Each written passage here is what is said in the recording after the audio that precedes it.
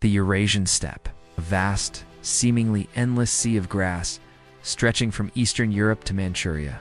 For millennia, this land was a cradle of empires, superhighway for conquerors, and a source of terror for the settled civilizations on its periphery. But who were the people who called this challenging landscape home? Our story begins around the 9th century BC, with a people known as the Scythians.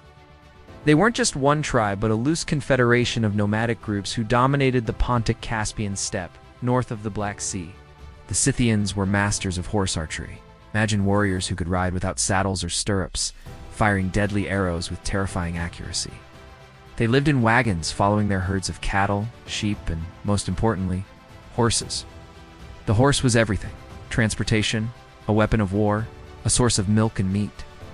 Their art, filled with stylized animals like stags and griffins, gives us a glimpse into their worldview, a world intertwined with nature and the spirit of the hunt.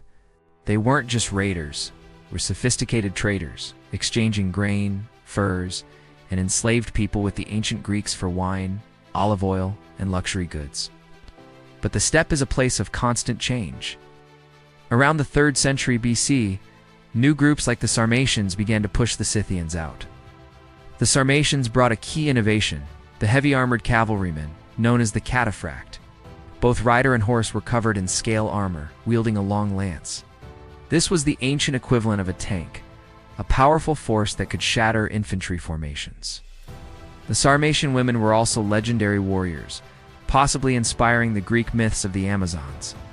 Archaeological finds have uncovered graves of high-ranking women buried with weapons, a testament to their status in a society where survival depended on everyone contributing to defense. As the Sarmatians dominated the West, a new and even more formidable power was rising in the East, on the Mongolian plateau. The Xiongnu, by the 3rd century BC, they had formed a powerful tribal confederation, a true nomadic empire. Their leader Xiongnu was a figure of legend. He unified the disparate tribes through brilliant military and political strategy, creating a centralized state that could challenge the mighty Han Dynasty of China. The Xiongnu were so threatening that they are often cited as the primary reason for the construction of China's Great Wall. For centuries, the relationship between the Xiongnu and the Han was a complex dance of war, tribute, and trade. The Han would send vast amounts of silk, grain, and even princesses in marriage alliances to keep the peace, only for the raids to resume when the Xiongnu felt they weren't getting enough. This established a pattern that would repeat for over 1,000 years. Settled empires paying off nomadic neighbors to keep them at bay. The Xiongnu Empire eventually fragmented due to internal strife and pressure from the Han. Some scholars believe a branch of the Xiongnu migrated westward, eventually becoming the people the Romans knew as the Huns. Under their infamous leader Attila, in the 5th century AD, the Huns carved a path of destruction across Europe. They didn't conquer and hold territory in the traditional sense. They were masters of extortion. They would raid, pillage, and then demand enormous payments of gold from the Roman Empire to go away. Attila, the scourge of God, created an empire that stretched from the Danube to the Rhine, but like many nomadic empires, it was held together by his personal charisma. After his death, his empire dissolved almost overnight as his sons fought over the inheritance. The fall of the Huns left a power vacuum on the steppe, which was soon filled by a succession of Turkic-speaking peoples. First came the Göktürks in the 6th century, established a massive empire, the first to use the name Turk. They controlled the lucrative Silk Road, acting as middlemen between China and the Byzantine Empire. They developed their own writing system, the Orkhon script, leaving behind inscriptions that tell of their deeds and their sky god, Tengri. But like their predecessors, the Göktürk Khaganate split into eastern and western halves, and eventually fell to internal conflict and pressure from Tang China. They were followed by the Uyghurs, the Khazars, in the west, who famously converted to Judaism, and the Pechenegs. Each group had its moment of dominance, its own unique culture, but they all followed a similar trajectory. A charismatic leader unifies tribes, creates a powerful raiding force, extracts wealth from settled neighbors, and then the empire collapses within a few generations. It was a cycle of rise and fall, dictated by the harsh realities of steppe life. Then, in the late 12th century, a boy named Temujin was born into a minor noble family in a fractured and war-torn Mongolia. No one could have predicted that this boy would become the man we know as Genghis Khan. The world of his youth was one of constant betrayal and brutal tribal warfare.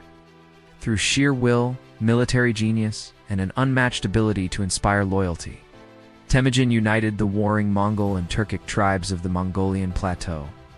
In 1206, he was proclaimed Genghis Khan, the universal ruler. What made the Mongols different? First, their military organization was revolutionary. After Genghis Khan's death, his sons and grandsons continued the expansion. Gedai, his successor, established a permanent capital at Karakorum.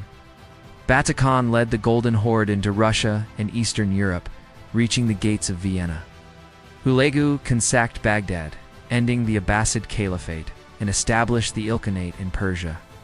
Kublai Khan, Genghis's grandson, conquered the rest of China and established the Yuan dynasty, moving his capital to what is now Beijing. The Mongol Empire was the largest contiguous land empire in history, stretching from the Pacific Ocean to the Danube River. It connected east and west like never before, facilitating the exchange of goods, ideas, technologies, and, tragically, diseases like the Black Death. But this colossal empire could not last. It was too vast, too diverse. By the late 13th century, it had fractured into 4 successor states: the Yuan dynasty in China, the Golden Horde in Russia, the Ilkhanate in Persia, and the Chagatai Khanate in Central Asia. These Khanates soon began fighting among themselves. The Yuan dynasty was overthrown by the native Chinese Ming dynasty in 1368. The Golden Horde slowly lost its grip on the Russian principalities. The Ilkhanate disintegrated. The age of the great Mongol conquests was over. The final great nomadic conqueror to emerge from the steppe was Timur, Tamerlane, in the late 14th century. Claiming descent from Genghis Khan,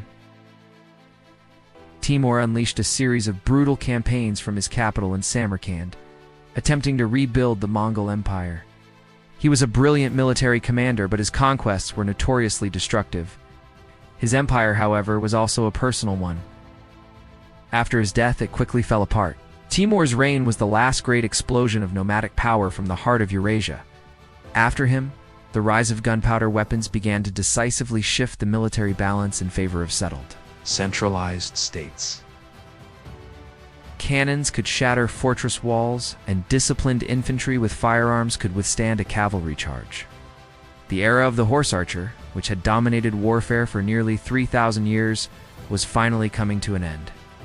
The story of the Eurasian steppe is a powerful saga of adaptation and innovation, of brilliant leaders and immense empires that rose from the grass only to return to it.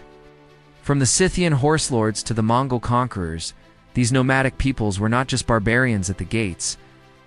They were the architects of a world connected by trade conflict, and the relentless cyclical pulse of power that defined the ancient and medieval world. Thank you for watching. If you enjoyed this journey through history, don't forget to like, subscribe, and hit the notification bell for more stories from our incredible past.